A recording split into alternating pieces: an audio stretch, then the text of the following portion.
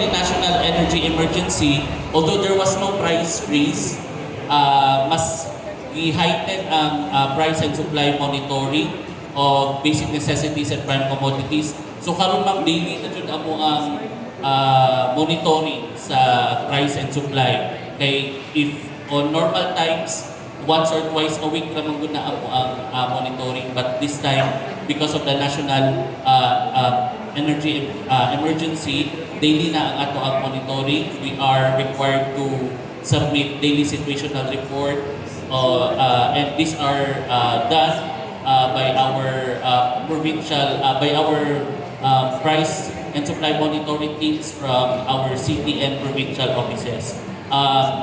And if you remember po, last 2 weeks ago during the kapihan, report po namo na there are manufacturers who committed na they will not increase price for the next 30 or 60 days.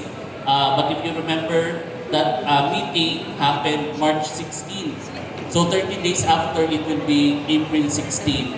So as announced by our Secretary Chris Roque, in an interview last week, we will expect increases by April 16 because nahuman na itong 30-day na commitment, but not all goods will increase.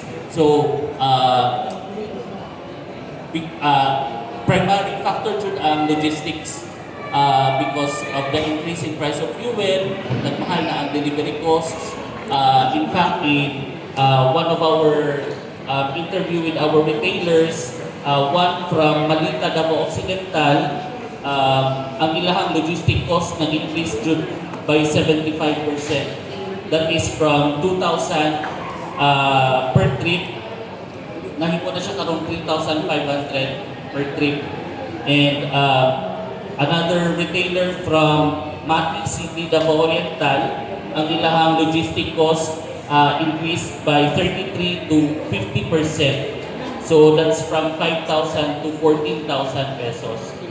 So, syempre, pag increase ang logistics and delivery cost, it will really have an effect on the price of goods. So, mauto siya, we have observed a few increases in the prices of basic necessities and prime commodities, but although still within the 10% of the suggested retail price. And again, as I reported, if inana ang mahitabo, we issue them letter of inquiry or LOI, and the same jud ang makita na cost of the increase, and it's because of the logistics and delivery costs.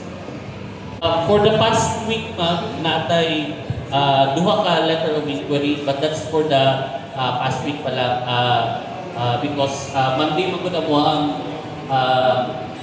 reporting period, so wala pa na makakuha dun ang total for the week. Maybe later I can provide po pag ma-consolidate na namo ka ng reports.